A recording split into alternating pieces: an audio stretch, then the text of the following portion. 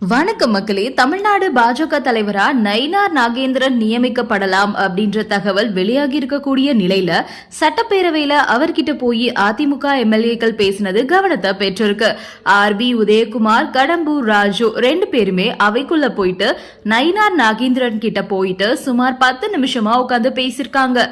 இத்தனை நாட்களா அவர் அவையில தான் இருந்திருக்காரு. அவர்கிட்ட அதிமுக எம்எல்ஏக்கள் போய் இப்படி பேசவே இல்லை. ஆனா திடீர்னு போய் பேசினது கவனத்தை பெற்றிருக்கு. 2023 அதிமுக பாஜக கூட்டணி உடைவதற்கான முக்கிய காரணங்கள்ல ஒன்றா கருதப்படுறதே பாஜக தமிழக தலைவர் அண்ணாமலை தான். அண்ணாமலை பாஜக தமிழக தலைவர் பதவியில இருந்து விலகலாம் அப்படின்னு கட்சிக்கு நெருக்கமான வட்டார தகவல்கள் தெரிவிக்குது.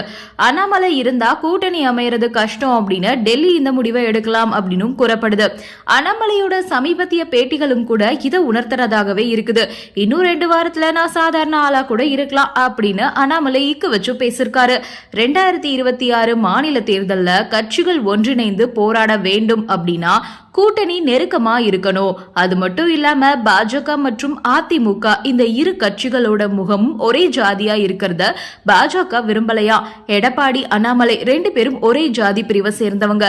அதுவே பாஜகவுக்கு வேறு ஜாதியை சேர்ந்தவர் தலைவரா இருந்தா அது கூட்டணிக்கு இன்னும் வலு சேர்க்கும்னு சொல்லப்படுது. முக்கியமா தென் மண்டலத்துல கூட்டணிக்கு பலம் தரும் அப்படின்னு எதிர்பார்க்கப்படுது.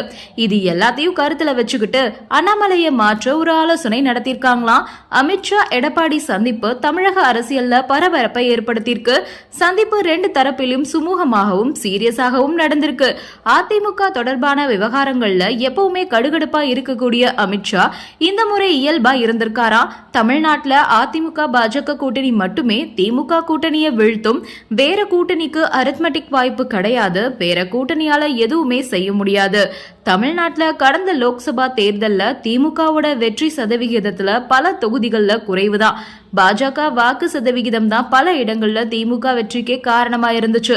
அதிமுக பாஜக சேர்ந்திருந்தா திமுகவை பல தொகுதிகள்ல வென்று இருக்கலாம், தடுத்தும் இருக்கலாம் அப்படின்னு இவங்க பேசியிருக்காங்க. இதையடுத்தே பாஜக தலைவர் பதவி மாற்றப்படலாம் அப்படின்னு சொல்றாங்க. ஜாதி ரீதியிலான 2 கட்சிகளுமே ஒரே ஜாதியா இருக்கிறதுனால அது கூட்டணிக்கு பலன் தராது.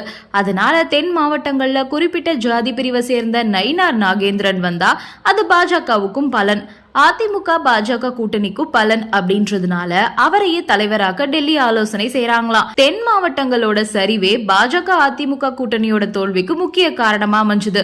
அதோட நயினார் நாகேந்திரன் அதிமுகவோட நட்பா போகக்கூடியவர். இதன் காரணமா தமிழ்நாடு பாஜக தலைவரா நயினார் நாகேந்திரன் நியமிக்கப்படலான்னு கூறப்படுது. தகவல் வெளியாகி இருக்கக்கூடிய இந்த நிலையில சட்டப்பேரவையில அவர்கிட்ட போய் அதிமுக எம்எல்ஏக்கள் பேசினது கவனத்தை ஈர்த்திருக்கு. ஆர்பி உதயகுமார், கடம்பூர் ராஜு 2 பேரும் அவைக்குள்ள போய் நயினார் நாகேந்திரன் இருக்கைக்கு பக்கத்துல 10 நிமிஷமா உட்காந்து பேசிருக்காங்க. நன்றி, வணக்கம்.